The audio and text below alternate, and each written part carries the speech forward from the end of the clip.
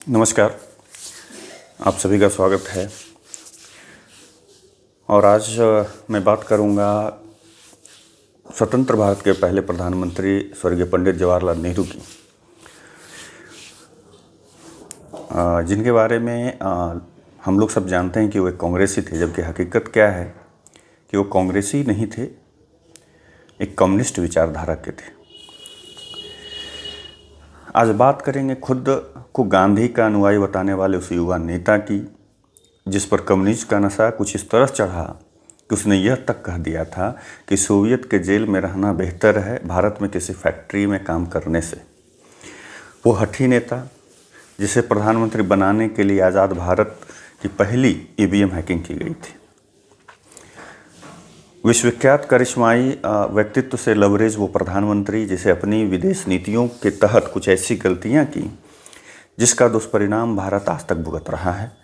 वो आत्ममुग्ध प्रधानमंत्री जिसने भारत के सर्वोच्च नागरिक सम्मान भारत रत्न से स्वयं को ही नवाज दिया। दरअसल हम बात कर रहे हैं पंडित जवाहरलाल नेहरू की, जो कि वो स्वतंत्र भारत के पहले ऐसे प्रधानमंत्री हैं जो प्रधानमंत्री रहते भर में अपने आप को भारत रत्न दिया था। नेहरू एक्चुअली जब आप इतिहास में कुछ इतिहासकारों के जब किताब पढ़ेंगे तो उसमें उनकी बातों से लगता है कि नेहरू एक कांग्रेसी नहीं थे, एक कम्युनिस्ट थे। जैसे एक किताब मैंने जब पढ़ा तो उसमें लिखा हुआ है कि नेहरू मन से कम्युनिस्ट थे और भारत में कम्युनिस्ट विचारधारा का विस्तार नेहरू के ही कारण हुआ था।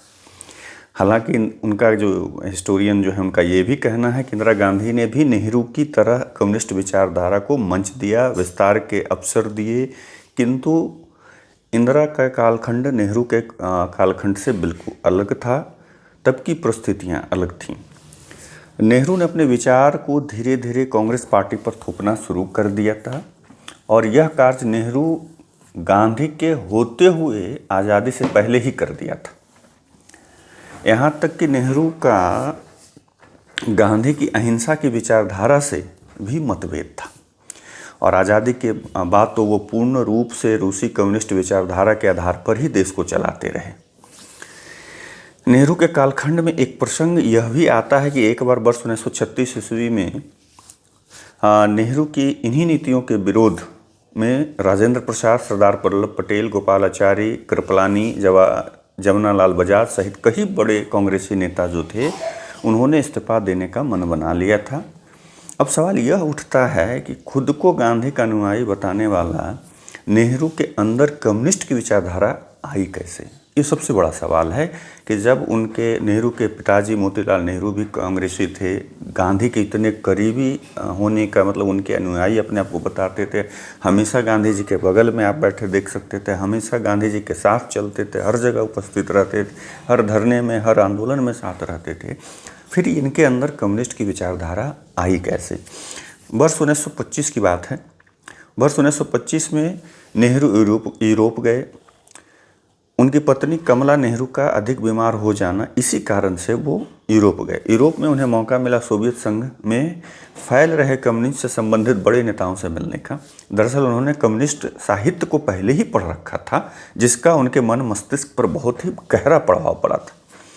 नेहरू ने एम.एन. रॉय एवं उनकी पत्नी, जो उस समय पेरिस में ही रहते थे, उन दोनों के साथ मिलकर संगठन को ज्वाइन किया। वर्ष 1927 में KMT की कॉन्फ्रेंस ब्रुसेल्स में हुई, जहां नेहरू को अध्यक्ष एवं राजशाही के खिलाफ बनी समिति सदस्य के रूप में सबसे परिचित करवाया गया। नेहरू जब वहां से वापस आए तो वो गांधी के अहिंसावादी विचारधारा के बजाय हिंसा के उपयोग को बल देने लगे। धीरे धीरे नेहरू अमेरिका को बिना जाने बिना समझे अमेरिका के खिलाफ लिखने और बोलने लगे। एक बार तो उन्होंने यहाँ तक कह दिया कि अमेरिका जो है ब्रिटेन से भी ज़्यादा बड़ा खतरा है। अमेरिका के खिलाफ शिक्षा के यह बीज जो ब्रुसेल्स में पैदा हुए थे, आज़ादी के बाद भी उनकी विचारधारा का अहम हिस्सा बना रहा। अगले ही वर्ष KMT ने नेहरू को फिर एक बार निमंत्रण दिया। नेहरू सोवियत गए और वहाँ सिर्फ 3 दिनों में कम्युनिज्म के समर्थन में बहुत सारे लेख लिख डाले। उनके लेखों से ऐसा लगा मानो कम्युनिज्म जहाँ भी कहीं भी हो वह जगह जन्नत से कम नहीं है। नेहरू ने एक बार जैसा कि मैंने पहले कहा कि नेहरू ने एक बार कहा भी था कि सोवियत की जेल में रहना बेहतर है भारत में किसी फैक्ट्री से में काम करने से।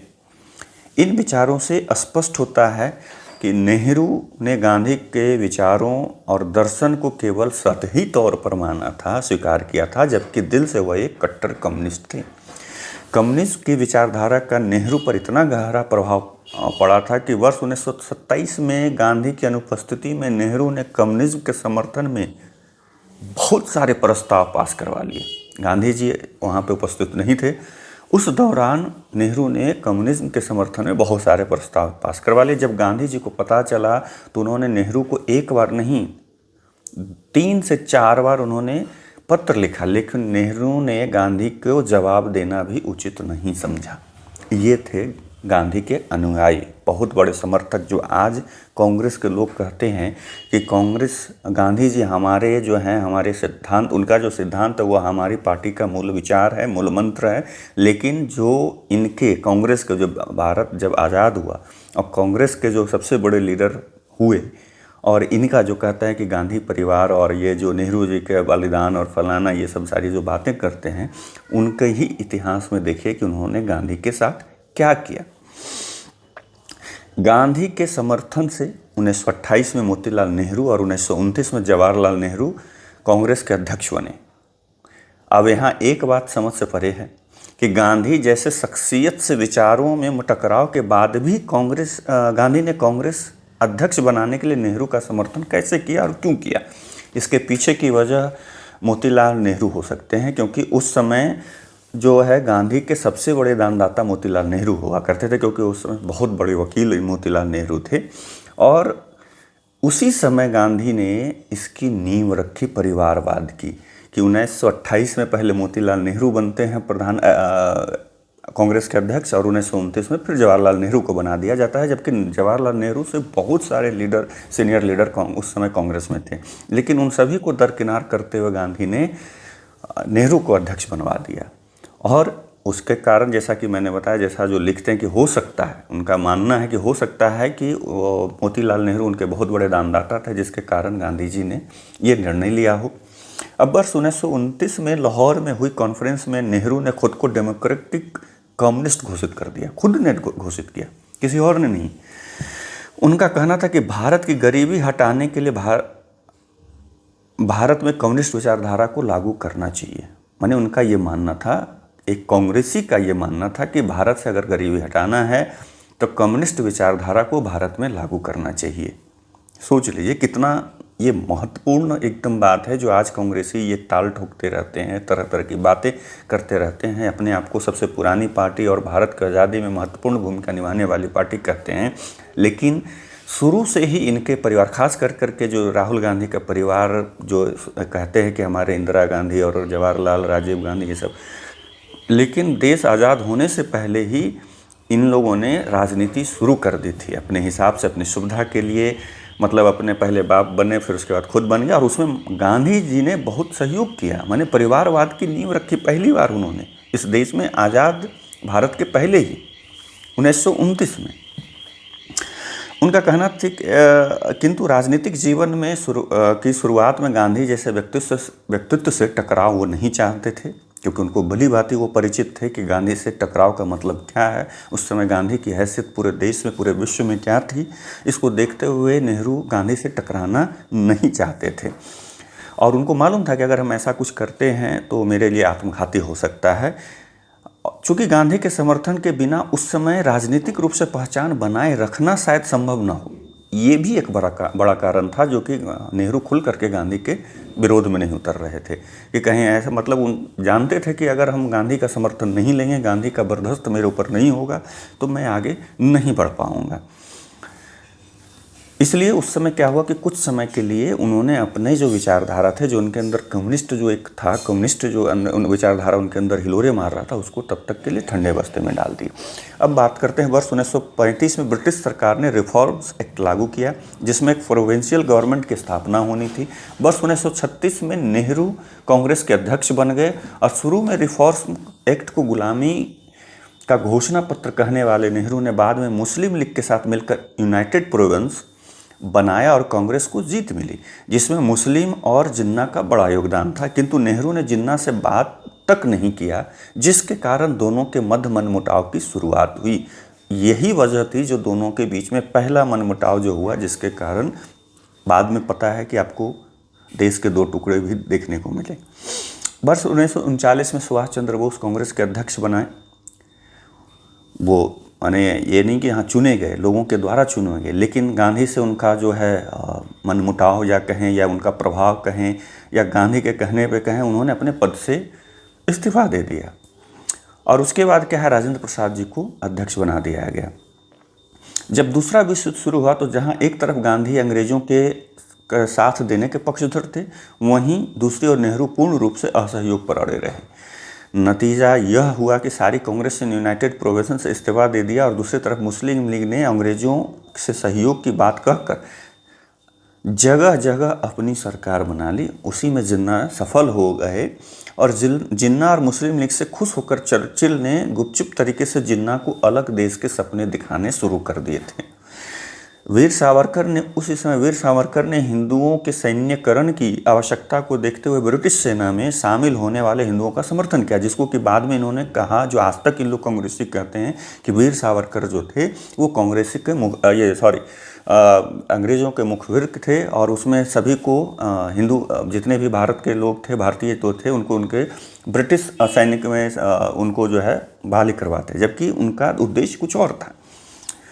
बाद के वर्षों में ये बहुत उपयोगी साबित भी हुआ, लेकिन फिर भी सेना में 34% मुसलमान थे जो 1947 में पाकिस्तान चले गए।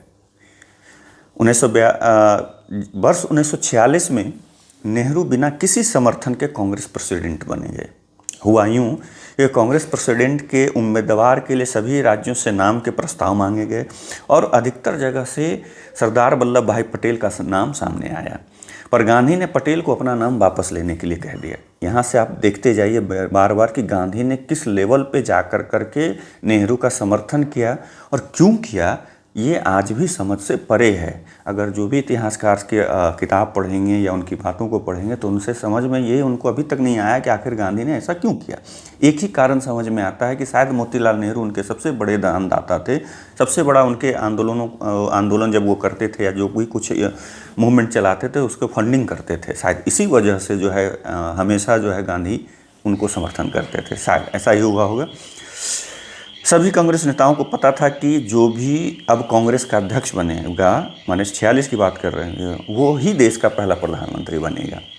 गांधी से जब पूछा गया तो गांधी का जवाब था, चूँकि नेहरू, सुनिएगा जवाब बड़ा दिलचस्प है, कि गांधी से जब सवाल पूछा गया कि आपने जब सरदार वल्लभ भाई पटेल का सारे जगह से नाम आता है तो आपने उन्हें नाम वापस लेने के लिए क्यों कहा और नेहरू को फिर ने अपने अध्यक्ष ने क्यों नहीं बनवाया, तो उन्होंने कहा क्योंकि नेहरू अंग्रेजियत वाले इंसान हैं तो दुनिया उन्हें खुले दिल से स्वीकार करेगी। उनके मानसिक पटल पे ये चाहा हुआ था कि अंग्रेजी बोलने वाला, अंग्रेजी कपड़े पहनने वाला, अंग्रेजियत मतलब उनको पूरा का पूरा मतलब जो कहते हैं कि पूरा अंग्रेज की टाइप से, वही कह सकते हैं इधर की ठेठ भाषा में, तो उन्हें दुनिया जो है क्योंकि वो खुले दिल से स्वीकार करेगी। और दूसरा, जवाहर दूसरे स्थान को कभी कबूल नहीं करेंगे। ये उन्हें भी, गांधी जी को भी पता था कि दूसरा स्थान इनको नहीं चाहिए था, जब भी चाहिए था तो पहला स्थान। तो यहाँ सोचिए कि आज़ादी की लड़ाई लड़ रहे थे या खुद के लिए ये लड़ रहे थे, खुद के स्वार्थ की पूर्ति के लिए लड़ रहे थे।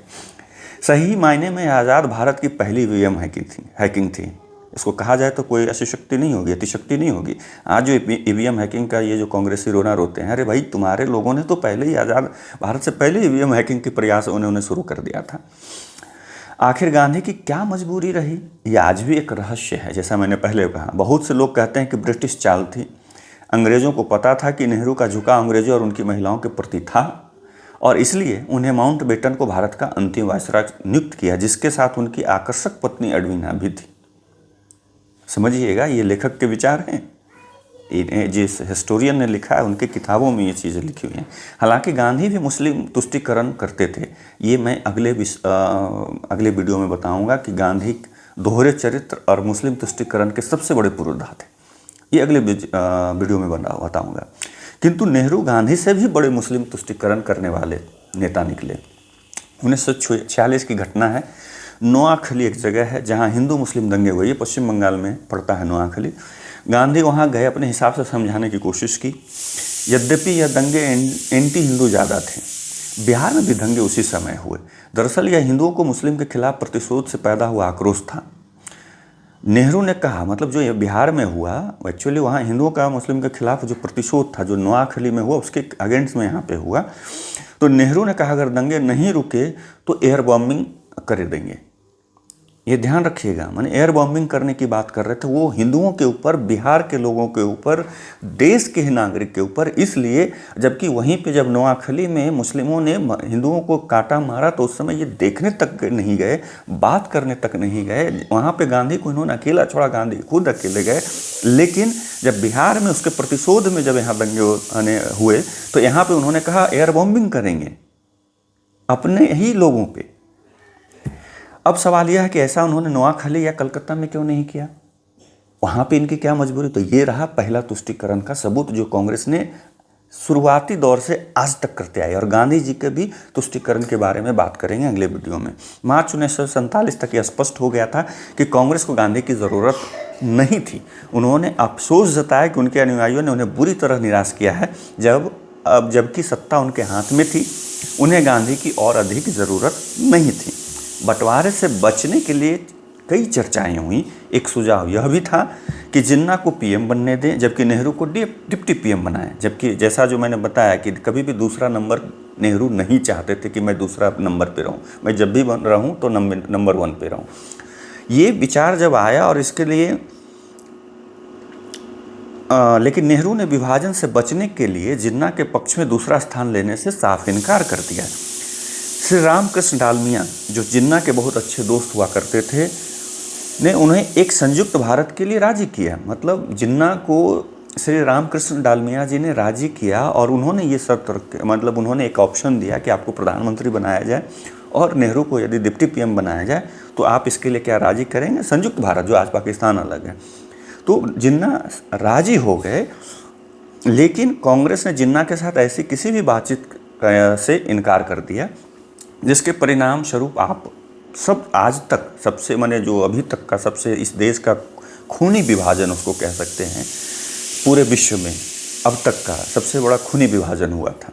पटेल ने नेहरू को इकलौता देशभक्त मुस्लिम बताया था। इस लाइन पे गौर कीजिएगा कि सरदार वल्लभ भाई पटेल ने, जैसे ये कांग्रेसी कहते हैं, बार बार एक लाइन को इस्तेमाल करते हैं कि सरदार वल्लभ भाई पटेल ने आरएसएस पर बैन लगाया था, लेकिन उसी सरदार वल्लभ भाई पटेल ने नेहरू जी के लिए क्या कहा था कि इकलौता देशभक्त मुस्लिम है।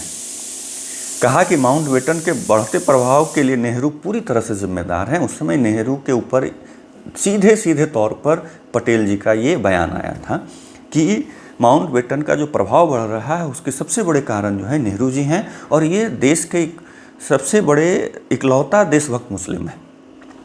शुरुआत से ही नेहरू ने सेकुलरिज्म का चोला पहना हुआ था। नेहरू का सेकुलरिज्म मुख्य रूप से एंटी हिंदू था, ध्यान दीजिएगा, जो कि आज तक कांग्रेस उस चीज़ को आगे बढ़ा रही है। तो इसलिए ये नहीं कर सकते हैं कि ये मतलब जो कांग्रेस है, और इसमें गांधी का भी योगदान है, लेकिन बाकी कांग्रेसी जो उस समय हुआ करते थे उनका ये नहीं था।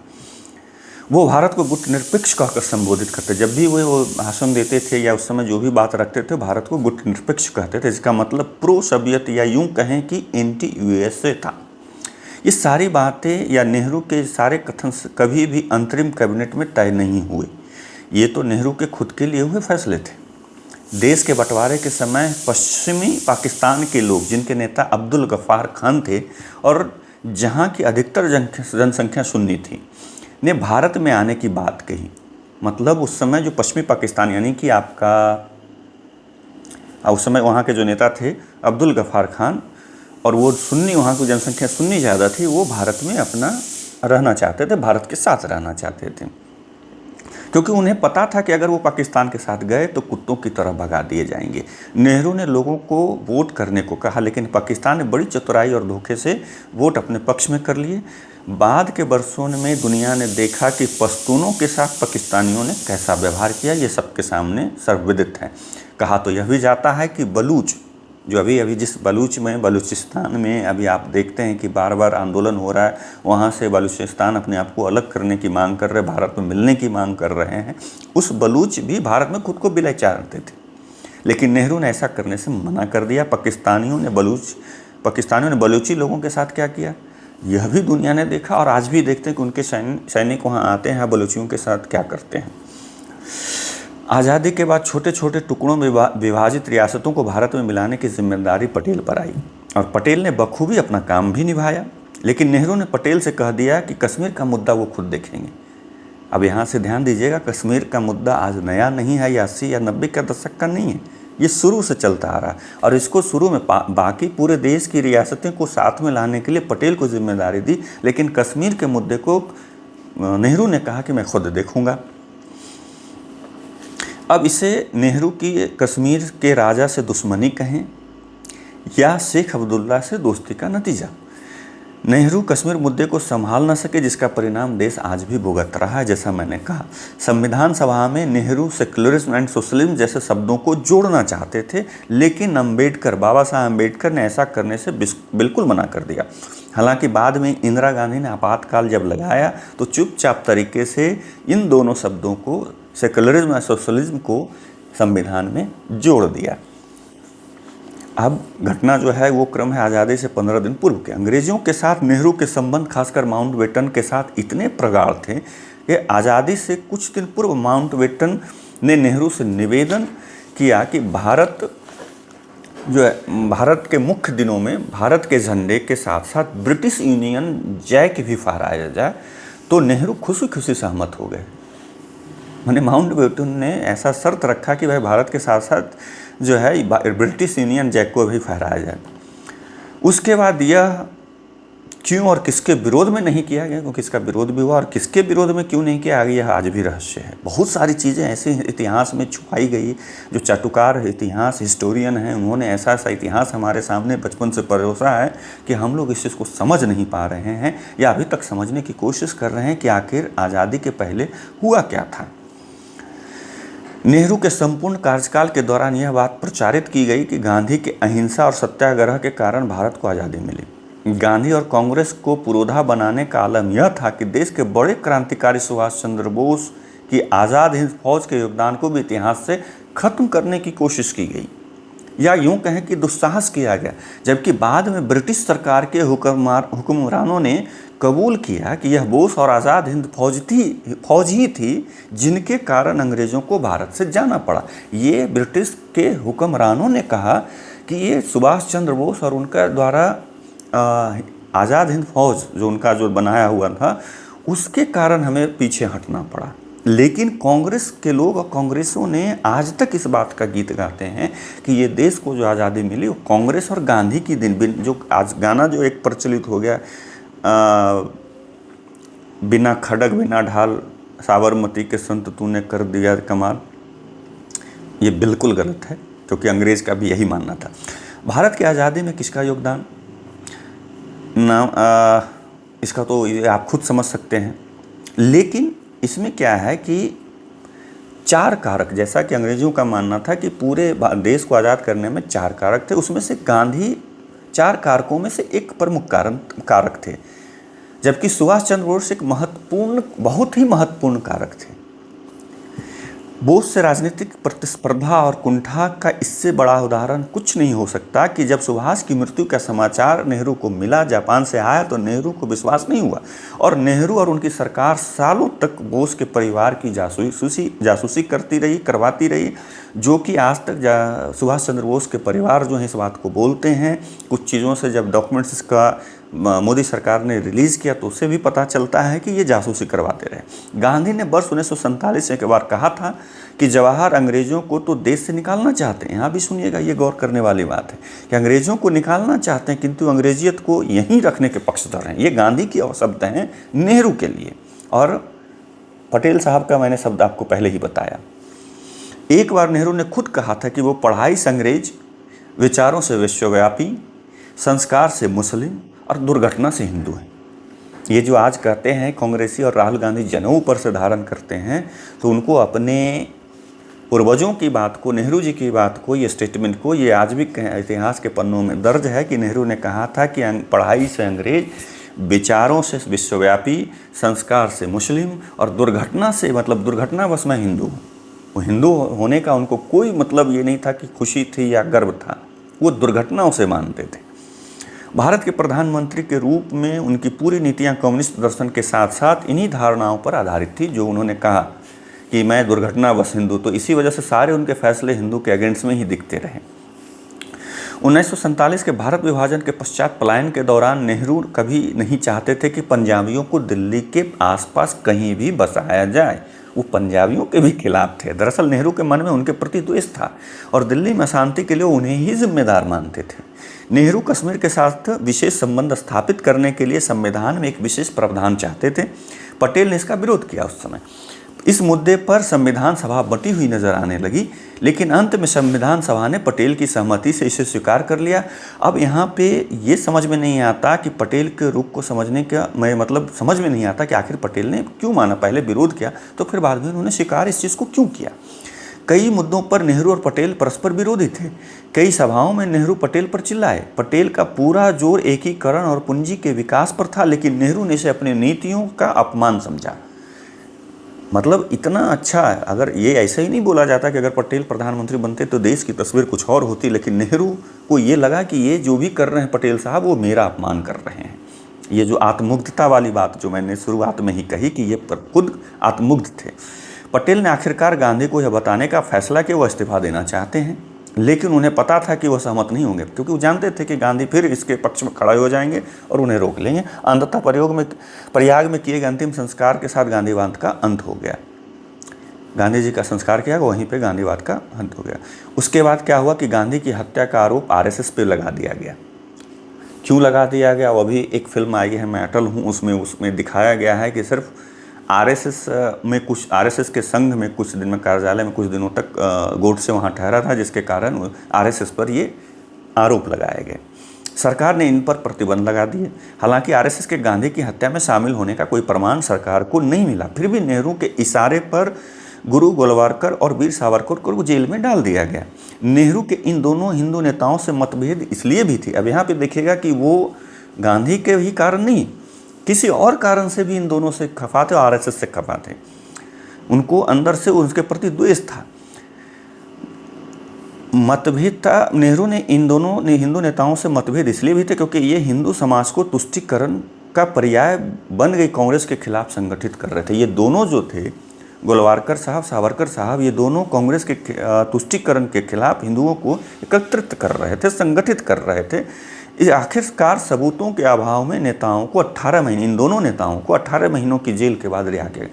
अंग्रेज़ों ने तो जेल दिया ही था। इस देश का दुर्भाग्य देखिए कि जो आज़ादी में जिन लोगों ने योगदान दिया, उसको बाद में जैसे ही नेहरू प्रधानमंत्री बनते हैं, कांग्रेस की सरकार बनती है, इन दोनों को जेल में डाल देती है 18 महीनों के लिए। फिर जब अभाव इनके पास, जब उसका प्रमाण नहीं मिला, कोई सबूत नहीं मिला, तो इनको मजबूरी में इन दोनों को छोड़ना पड़ा। जबकि इनके जो है हिंदू के प्रति जो है नफरत के कारण नेहरू ने इन्हें डलवा दिया था। अब आगे बढ़ते हैं इस किस्से में कि रामचंद्र काक उस वक्त कश्मीर के प्रधानमंत्री थे, लेकिन उनका झुकाव पाकिस्तान की तरफ था। आज़ादी के समय कश्मीर के प्रधानमंत्री रामचंद्र काक थे, उनका पाकिस्तान के प्रति झुकाव था। गांधी कश्मीर के महाराजा से मिले, लेकिन उन्होंने महाराजा से कश्मीर के भारत में विलय की बात नहीं की। हालांकि उन्होंने काक को पद से हटाने का निवेदन जरूर किया, जिसका कि ये नतीजा निकला, महाराजा ने गांधी के निवेदन को मानते हुए काक को हटा भी दिया। दूसरी तरफ कश्मीर के महाराजा अपने मन में आज़ाद देश कश्मीर के सपने संजोए बैठे थे। वो चाहते थे कि ना मैं पाकिस्तान में जाऊँ, ना हिंदुस्तान में जाऊँ, मैं आज़ाद रहूँ। लेकिन जब पाकिस्तानी कबीलाइयों, जब भारत आज़ाद हुआ तो उस समय अभी भी इतिहास में पढ़ने को मिलता है कि जब पाकिस्तान अलग हुआ तो कबीलाई आतंकियों ने घाटी में प्रवेश करना शुरू किया, तो राजा हरी सिंह ने भारत सरकार से सेना भेजने का निवेदन किया।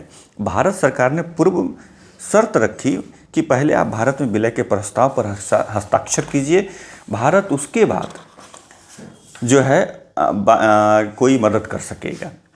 आखिरकार राजा ने मजबूर होकर कश्मीर के भारत में विलय की मंजूरी दे दी। यह संधि ठीक वैसे ही थी जैसे अन्य सभी राज्यों के साथ हुई थी। बाकी जो यहाँ रियासतें थी जिसको कि यहाँ पे मिलाया गया था भारत में, उसी तरह से इसका भी है। लेकिन बाद में नेहरू शेख को रियायतें देने लगे।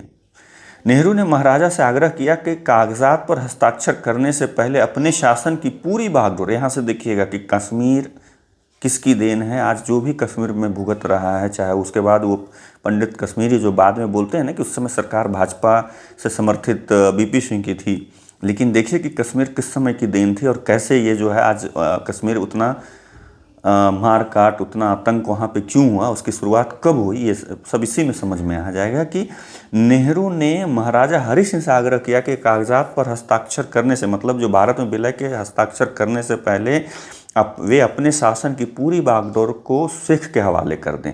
नेहरू के मित्र शेख अब्दुल्ला को प्रधानमंत्री बना दिया गया उस समय। अब भाई मजबूरी थी, क्योंकि पाकिस्तानी कबीलाई इधर घुस रहे थे, तो महाराजा हरि सिंह ने उसे भी स्वीकार कर लिया और उन्हें पूरी बागडोर जो है उनको दे दिया। जम्मू कश्मीर को अपना अलग संविधान बनाने के लिए एक अलग संविधान सभा गठित करने की अनुमति दी गई, एक नेहरू के मतलब समर्थन से। अनुच्छेद 370 को संविधान में जोड़ा गया। अब्दुल्ला दिल्ली की सह पर अपनी मनमानी करता रहा और मनमानी का आलम यह था कि परेशान राजा को अपने ही कश्मीर से निर्वासित होना पड़ा। नेहरू के सह पर शेख अब्दुल्ला इस तरह से प्रताड़ित कर दिया अपनी मनमानी से राजा हरि सिंह को कि उनको निर्वासित होना पड़ा। वो जीते जी, जब तक वो जीवित रहे वो कश्मीर कभी नहीं लौट सके। नेहरू शेख अब्दुल्ला के प्रभाव में कश्मीर के लिए विशेष दर्जा मांग रहे थे। पटेल इसके खिलाफ थे, किंतु नेहरू के प्रभाव में इसे अपना लिया गया, जिसके कारण वर्षों तक देश को अनेक परेशानियों का सामना करना पड़ा। वर्ष 1954 में अनुच्छेद 370 के तहत अनुच्छेद 35A को राष्ट्रपति के आदेश के माध्यम से और भी असीमित शक्तियां देते हुए पेश किया गया। जम्मू कश्मीर के गवर्नर को एक ऐसा रेजेंट कहा गया कि जिसके पास कोई अधिकार नहीं होगा, उसमें कोई अधिकार नहीं होता था। भारत के चुनाव आयोग CAG की शक्तियां जम्मू कश्मीर राज्य में लागू नहीं की जा सकती थीं। देश के किसी भी नीतिगत संस्थान का प्रत्यक्ष और अप्रत्यक्ष रूप से कश्मीर के किसी मामले को नियंत्रित नहीं रखा गया। ये नेहरू की सह पर हुआ था, नेहरू के वजह से हुआ था। अब सवाल यह आता है कि भारत जैसे विशाल देश की सेना, ये POK की बात कर रहा हूँ, कि इतने बड़ी सेना के रहने के बावजूद मतलब POK कश्मीर पर कैसे कब्जा पर पाकिस्तान ने कर लिया, और वो भी कुछ कबीलाइयों के सामने। तो या पाकिस्तान कश्मीर का बड़ा भूभाग लेने में सफल कैसे होगा, ये भी इसको बोल सकते हैं। नेहरू ने सेना से कहा कि आप शेख अब्दुल्ला से निर्देश लें। यहाँ पे देखिए कि क्यों POK बना। वो जो पाक ऑक्युपाइड कश्मीर है, कश्मीर वो पाकिस्तान के अंडर में कैसे गया? तो नेहरू ने सेना से कहा आप शेख अब्दुल्ला से निर्देश लो। यहाँ यह बताना ज़रूरी है कि शेख अब्दुल्ला का कश्मीर की मुस्लिम आबादी पर कोई नियंत्रण नहीं था, वे सुन्नी नहीं थे। नेहरू जल्दीबाजी में थे, वे सेना के न चाहते हुए भी मामले को जल्द से जल्द संयुक्त राष्ट्र ले जाना चाहते थे। हालांकि सेना ने उन्हें आश्वासन भी दिया था कि हम 1-1 इंच ज़मीन ले लेंगे, पाकिस्तान से हम अपनी जो ज़मीन है 1-1 इंच वापस ले लेंगे, लेकिन नेहरू नहीं माने। एक कारण यह भी था कि माउंटबेटन नहीं चाहते थे कि गिलगित बाल्टिस्तान जो है भारत का अधीन हो, क्योंकि सामरिक रूप से यह ब्रिटिश सरकार के लिए उपयोगी थी और माउंटबेटन को यह पूर्ण विश्वास था कि ज़रूरत पड़ने पर पाकिस्तान को तो समझाया जा सकता है, किंतु भारत को नहीं समझाया जा सकता है। तो इस प्रकार माउंटबेटन के कहने पर उस मामले को पहली बार, कश्मीर के मामले को संयुक्त राष्ट्र में ले जाया गया नेहरू के द्वारा, माउंटबेटन के कहने पर। जबकि भारत की सेना कहती रही कि हम 1-1 इंच उन पाकिस्तानियों से, आतंकियों से ले लेंगे। श्यामा प्रसाद मुखर्जी ने विभिन्न नीतियों के विरोध में नेहरू मंत्रिमंडल से इस्तीफा दे दिया। इन्हीं नीतियों के कारण श्यामा प्रसाद मुखर्जी ने तंग आकर इनके मंत्रिमंडल से इस्तीफा दे दिया था। आश्चर्यजनक बात यह है कि विरोध प्रदर्शन के लिए कश्मीर गए श्यामा प्रसाद मुखर्जी को शेख सरकार ने गिरफ्तार कर लिया और बाद में रहस्यमयी परिस्थितियों में जेल में उनकी मृत्यु हो गई, जो कि आप ये भी सीन जो है, ये भी दृश्य जो है, मैं अटल हूँ कि फिल्म में आप देख सकते हैं, फिल्मांकन है कि श्यामा प्रसाद मुखर्जी जी को वहाँ पे जेल में रखा गया और उस जेल में उनके साथ जो है वहाँ पे पानी तक पीने को नहीं रखा गया था। 1953 में शेख को उनके पाक समर्थक बयानों के कारण गिरफ्तार कर लिया गया और बख्शी गुलाम मोहम्मद को कश्मीर का PM बनाया गया। अनुच्छेद 370 को निरस्त करके कश्मीर को पूरी तरह से भारत में एकीकृत करने का यह एक बहुत अच्छा समय था, यह बहुत बढ़िया समय था, लेकिन कुछ भी नहीं किया गया। इसके बजाय अनुच्छेद 35A दिया गया, मैंने, और उसमें जो उसको और पावर दे दिया गया नेहरू के द्वारा, जिसने कश्मीर को पूर्ण एकीकरण से अलग कर दिया गया। अब यह रोचक बात यह है कि जब हैदराबाद का विलय भारत में हुआ था तो नेहरू विदेश यात्रा पर गए थे। ये अगली कड़ी हैदराबाद से रिलेटेड है। पटेल देश के कार्यकारी प्रधानमंत्री थे, उस समय विदेश नेहरू गए हुए थे, कार्यकारी प्रधानमंत्री पटेल थे। जब राजगोपालाचारी ने नेहरू को पटेल के द्वारा लिए गए फैसलों की जानकारी दी तो नेहरू ने आदेश दिया कि पटेल को रुकना चाहिए। मतलब यहाँ से देखिए, जो आज ये कांग्रेसी करते हैं कि मोदी डिक्टेटर है, हिटलर है, ये है, देखिए कि नेहरू ने किस हद तक जाकर के डिक्टेटरशिप की। उस सौम्य चेहरा का लबास ओढ़े हुए, लवादा ओढ़े हुए वो व्यक्ति ने क्या क्या किया इस देश के साथ, वो सामने पड़ा हुआ है आपको। लेकिन पटेल अपना फैसला ले चुके थे। सोचिए, अगर पटेल उस समय रुक गए होते तो क्या हैदराबाद की कहानी आज कश्मीर जैसी नहीं होती? क्या जिस तरह से कश्मीर में आज हिंदुओं के साथ हो रहा है, या कश्मीर आज भी वहाँ पे लोग रहे रहे, भारत तेरे टुकड़े होंगे, भारत को से अलग करने की मांग, तरह तरह के जो स्लोगन निकलते हैं, आज हैदराबाद में भी हो रहा होता। अब आते हैं तिब्बत पे। चीन में क्रांति चल रही थी। कम्युनिस्ट पार्टी ने चीन को अपने अधीन लिया और चियांग कैसेक को भागकर ताइवान जाना पड़ा। लाखों लोगों का कत्लेआम हुआ। भारत पहला देश था जिसने कम्युनिस्ट सरकार को मान्यता दी। उस समय मान्यता क्यों दी? क्योंकि कम्युनिस्ट विचारधारा वाले बैठे हुए थे प्रधानमंत्री के पद पे। ताइवान को मान्यता देने से इनकार भी कर दिया गया। यह स्पष्ट रूप से साम्यवाद का समर्थन था, जिसमें सोचा गया था कि ताइवान को मान्यता देने में जल्दी करने की कोई आवश्यकता नहीं है। वर्ष 1949 में चीन तिब्बत में घुसा और वर्ष 1951 में सारे तिब्बत को अपने अधीनस्थ कर लिया, जो कि आज भी उनके अधीनस्थ ही है।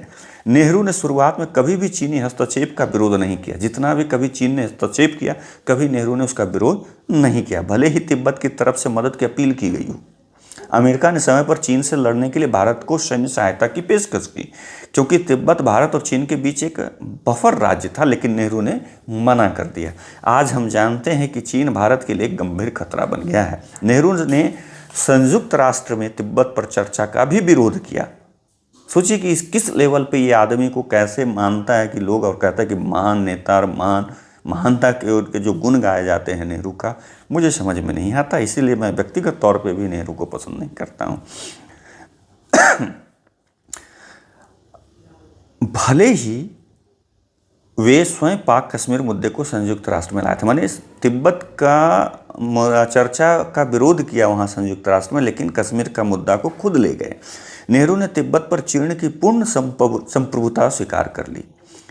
चीन में हो रही क्रांति और विद्रोह का कारण ताइवान एक छोटा सा राष्ट्र बना रहा। अमेरिका ने भारत को प्रस्ताव दिया था कि भारत को संयुक्त राष्ट्र की सुरक्षा परिषद में अस्थायी पद ले लेना चाहिए, लेकिन नेहरू ने इस प्रस्ताव को यह कहते हुए ठुकरा दिया कि ये चीन का हक है और उसे ही मिलना चाहिए। मतलब सर पीट लेंगे कि आज अस्थाई सदस्यता के लिए, मतलब मोदी जी इतना एड़ी चोटी एक कर रहे हैं, जो भी सरकारें आई वो लगी रही कि शायद अस्थाई सदस्यता मिल जाए, लेकिन नहीं मिल पा रही उस समय, जबकि अमेरिका ने यह प्रस्ताव दिया था कि आपको ले लेना चाहिए। मतलब मिल रहा था, जैसे पहले के ज़माने में नौकरी दी जाती थी घर पहुँच करके, वैसे ही यूएन की सदस्यता, भारत को अस्थाई सदस्यता दी जा रही थी। लेकिन इसने कहा, भाई नेहरू जी ने कहा कि ये मेरी भारत का हक नहीं है, चाइना का हक है, उसको दिया जाना चाहिए, उसको मिलना चाहिए।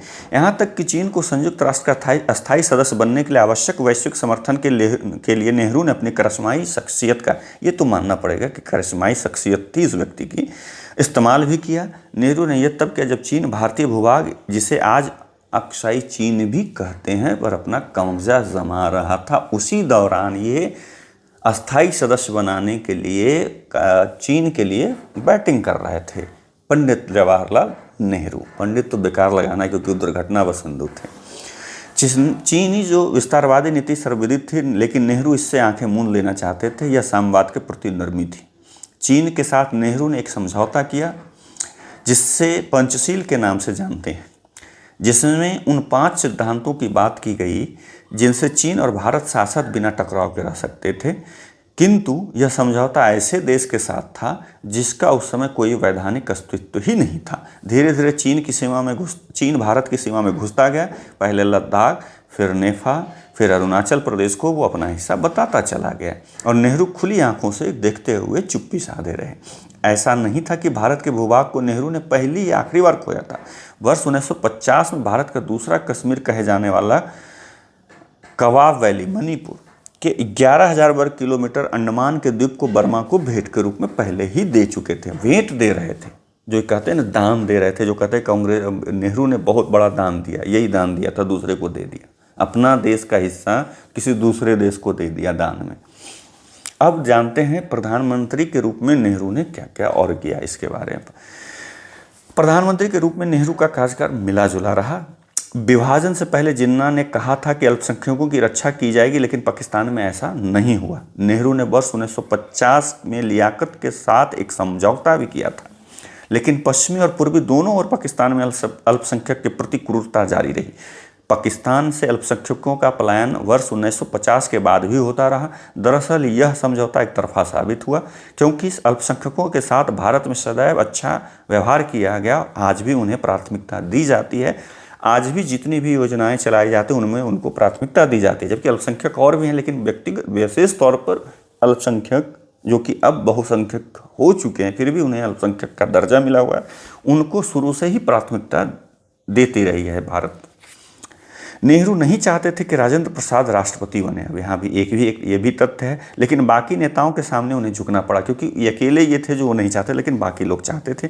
नेहरू नहीं चाहते थे कि प्रसाद राष्ट्रपति के रूप में किसी भी विदेश यात्रा पर जाएं।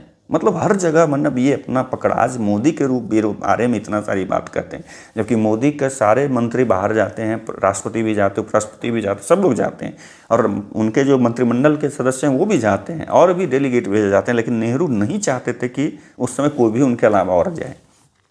बड़ी मुश्किल से वर्ष 1955 में नेपाल यात्रा फिर जापान यात्रा के लिए राजी हुए, जो कि काफ़ी सफल भी हुआ।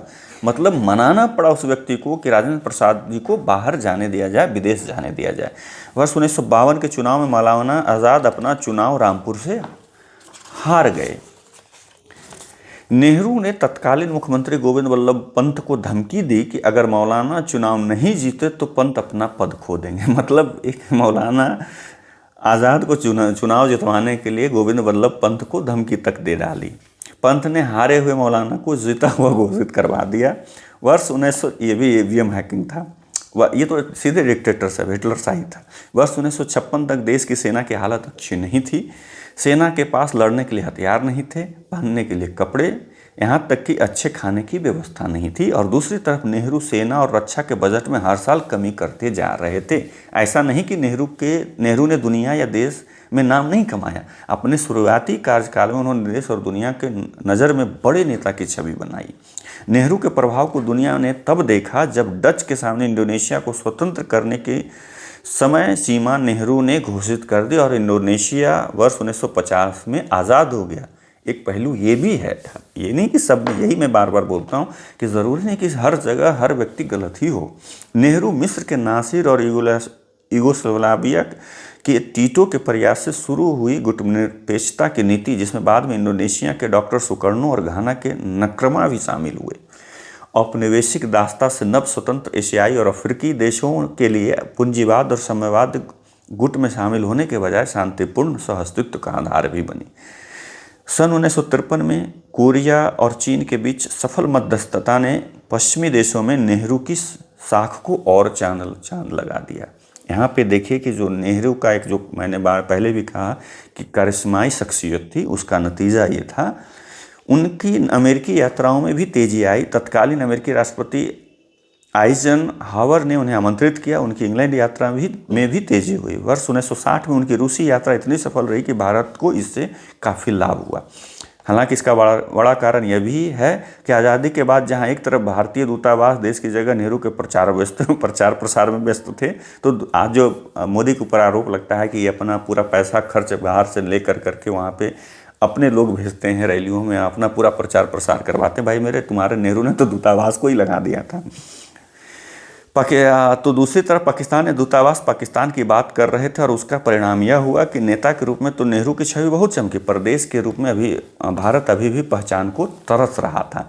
एल्विन नामक एक व्यक्ति ने जब नेहरू को नॉर्थ ईस्ट में रह रहे आदिवासियों के लिए काम करने को कहा तो नेहरू ने उसे खुली छूट दी, किंतु परिणाम यह हुआ कि अधिकांश आदिवासियों को क्रिश्चियन बना दिया गया। माने धर्मांतरण को इनके वजह से उस समय शुरुआत हुआ।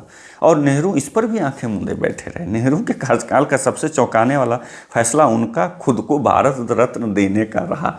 आज भी देश का और विपक्ष इसे सत्ता का बड़ा दुरुपयोग मानते हैं। जितने भी मतलब कांग्रेस को छोड़ करके बाकी जितने भी दल हैं वो आज भी इसे सत्ता का सबसे बड़ा दुरुपयोग मानते हैं। वर्ष 1955 में कांग्रेस ने एक प्रस्ताव पास कर करके खुद को सोशलिस्ट पार्टी के रूप में होने की घोषणा की। परिणाम स्वरूप देश में बाहरी इन्वेस्टमेंट को रोक दिया गया। देश में गरीबी बढ़ गई। जो कहते थे गरीबी हटाओ, उसमें और गरीबी बढ़ा दिए गए। ग्वादर पोर्ट के बारे में आप सबने पढ़ा या सुना होगा, लेकिन क्या आप जानते हैं कि मूल रूप से यह पोर्ट ओमान का हिस्सा था, जिसको आज भी ग्वादर पोर्ट की बार बार चर्चा होती है, जिससे कि चीन और भारत और पाकिस्तान और अलग अलग वहाँ पे अपने बिजनेस के लिए लेने के लिए बार बार ये सब चलता रहता है, जिसे ओमान ने वर्ष 1950 में भारत को देने का प्रस्ताव दिया। ओमान जो है ओमान का हिस्सा था और ओमान भारत को देना चाह रहा था, प्रस्ताव दिया था, लेकिन नेहरू ने यह कहते हुए इसे नहीं लिया कि यह भारत से 700 किलोमीटर दूर है, और बाद में ओमान ने यह पोर्ट पाकिस्तान को बेच दिया। देखते जाइए कि आपको मिल रहा था और आपने बोल दिया 700 किलोमीटर छोड़ो यार, कहाँ जाना है, तो वो फिर पाकिस्तान को बेच दिया, जिसका कि नतीजा आज भी भुगत रहे। लेकिन बाद में ओमान ने यह पोर्ट पाकिस्तान को दिया। आज यह पोर्ट भारत के लिए कितना महत्वपूर्ण हो गया यह सब जानते हैं। नेहरू और वीके कृष्ण मेनन की दोस्ती अपने समय बहुत चर्चा में रही। नेहरू ने मेनन को रक्षा मंत्री बनाया। मेनन पूर्ण रूप से कम्युनिस्ट विचार के मानने वालों में से थे। 1962 में भारतीय सेना के लिए समय पर हथियार न खरीदने का परिणाम वर्ष 1961 में हुई हालत है। वीके कृष्ण मेनन नेहरू के बहुत करीबी दोस्त थे।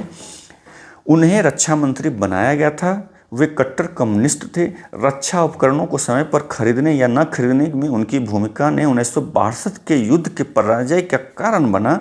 वह रक्षा प्रस्तावों में देरी करता चला गया। मतलब वो मेनन जो थे रक्षा मंत्री उस समय इन सब प्रस्तावों में हमेशा देरी करते गए, जिसका नतीजा 62 में भारत को भुगतना पड़ा।